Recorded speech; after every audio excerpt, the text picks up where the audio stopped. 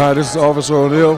Watch me coming up next with Sheriff Baca. Thank you so much. So you went entertainment what? Entertainment and sports today. We're on time. Sports. All right. Okay, I got a lot to say about sports. Bring it on. Bring it on. Hockey. Bring it on.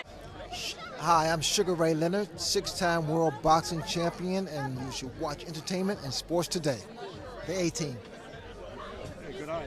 God bless you. Thank you. God bless you, sir. Thanks. I'm glad you had that. Yeah.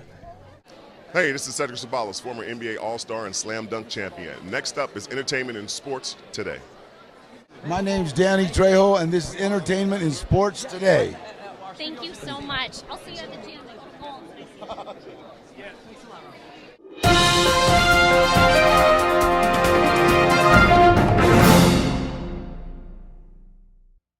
And here we are in front of you with some of the greatest fighters of all time. We got two Sugars here, Sugar Ray Leonard and Sugar Shane Mosley.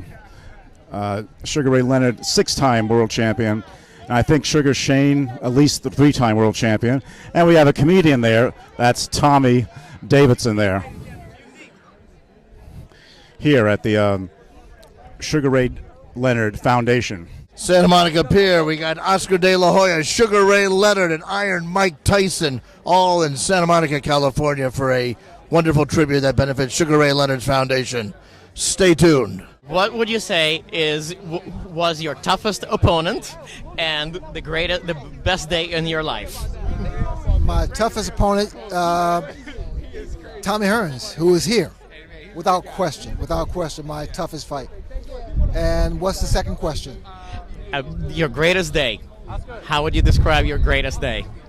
My greatest day was when I married my wife, Bernadette, 1993. Amazing words from the greatest. Thank you kindly for your time. Tell us about your foundation. My foundation, Big Fighters, Big Cause. We're here to raise awareness and raise funds that goes towards research to eradicate juvenile diabetes. And this is my 5th year of my foundation, and B. Riley and company has been extremely supportive. They are just the best partners and best team I could ever wish for and dream of, and I'm so happy. My friends turned out, even Tommy Hearns came, and I'm happy. I'm a blessed man.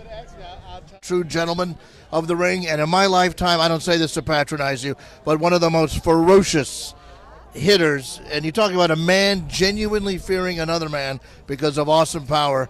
You are just amazing, and it was a thrill and honor to watch you do what you do. Who was your idol growing up as far as all the fighters? Man, Ray Leonard, Roberto Duran.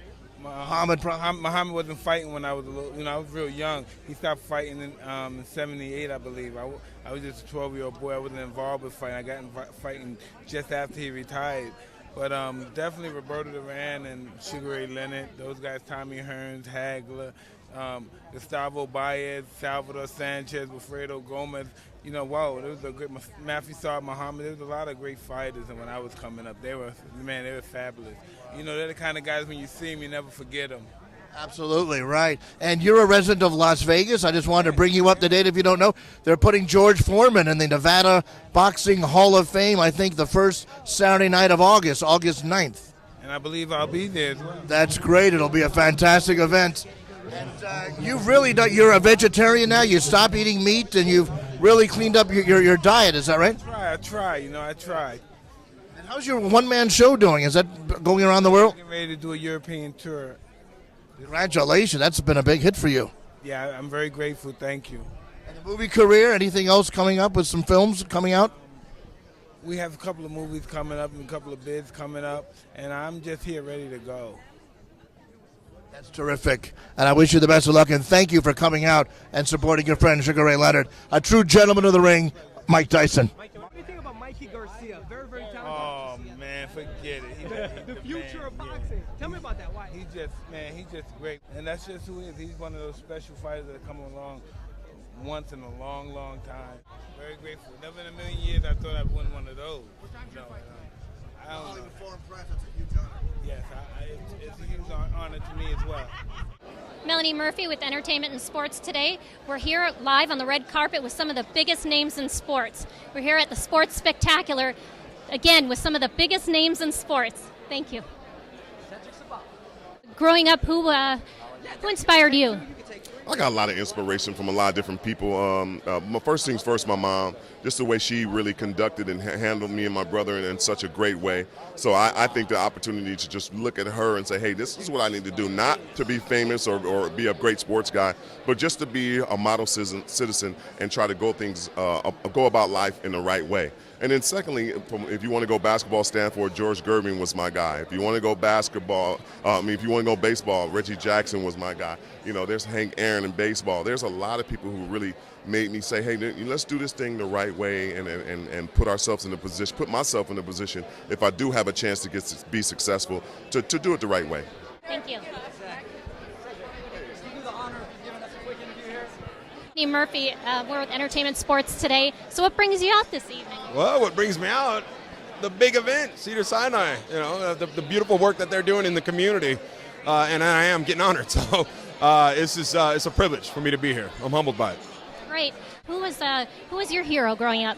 My hero, besides my mother, I would say, I was a strange kid. I really didn't play sports really growing up for a long time. I guess right when I started getting into sports, it was Bo Jackson, because I'm from here, like I said, L.A., and he was the running back. I read his book. That was the first book I've ever read that was not assigned by a teacher. So, and I've always loved him as a two-sport athlete. I played football and basketball, even though he played baseball, but I loved everything that he stood for when he was on the field. And what do you see for the future for Sports Spectacular? We're going to be big. We're going to take over the world. Now, I just say if we constantly keep people aware, keep them conscious, and keep the flow of money coming in, it does a wonderful thing for us. What got you originally involved with it? I know you were involved with the auctions, but what got you into came as an athlete and got on stage, and then I never got off. Melanie Murphy with Entertainment and Sports today. So what brings you out this evening? You know what, Melanie? Anytime there's a charity, I want to be involved. There's only two kinds of people in the world. There's those that want to make a difference and those that are taking up space. And basically, I want to make a difference. And you see the people here, even you guys, you want to make a difference. You want to let people know what's going on. We just want to help. And I came to challenge this guy for some basketball. Me too.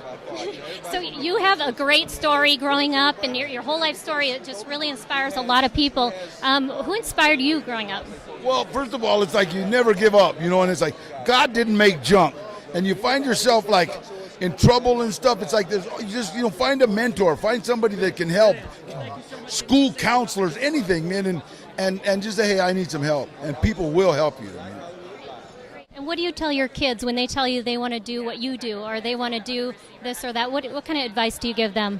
Well, hey, whatever you want to do, be the best at it, or try to be the best at it. Give your best and work hard and have fun doing it. I mean, if you don't like this, if it's my sport, if you don't like it, it's a tough sport to be in. Hey, now we have Tom Arnold here today. Just wanted to ask him one question. We only get one question with him. So, Tom, tell us who inspired you and why growing up. Who inspired me growing up? Wow. Well, my dad inspired me because he was a single father, and he took us kids. I was 4, my sister was 3, my brother was 1. He raised us by himself. He worked and he raised us kids, and I never heard my dad say a racist word. I never heard my dad say a sexist word. He's never lied to me. Very few people. I'm from a very small town in Iowa, and you hear a lot of bad words and bad talk. Never from my father. And not that I followed in his footsteps exactly. I have made many mistakes, and I've been a jerk and done things, but he certainly is my role model. And the way, and now that I'm a father 1 year now, for your kid, you do whatever. My dad was 19 when I was born. And so when he was 23, he had 3 babies. A 23-year-old man in Atomo, Iowa with 3 babies back then, that's a big responsibility. And he took it, and I never felt like, oh, we're not going to have a roof over our head, or, oh, this is so sad that Mom's not here. I knew Mom didn't want to be there, but I knew Dad was there. And the things that he did then, I try to do with my son. He's physically involved with me. We played, we did all this stuff, and it was a big sacrifice. But I never felt like he never let us know he was sacrificing anything to be that father. And of course, the day you turn 18 in my family, they box your stuff up and you have to move out. But between 0 and 18 is a pretty good place to live. Right, that's an inspiring story. Thank you so much for coming out for this. Thank you. Thank you. Who was your inspiration growing up? Probably my dad, who said, "Get out of the house and go make something of yourself." And you did. You know, he did teach us work ethic, and Robin certainly got that. Coming up next on Entertainment Sports Today. Thank you so much for your time. Have a good time tonight. In 4 years, I will run for president, but just not right now. Okay, Obama's doing a good. He's doing 80% good. I can't give him 100. The only person 100% is Michael Jordan and Jesus. He didn't meet me yet. He didn't have me at the White House. I want some collard greens, yams, and grape Kool-Aid, watermelon, and fried chicken because I'm black.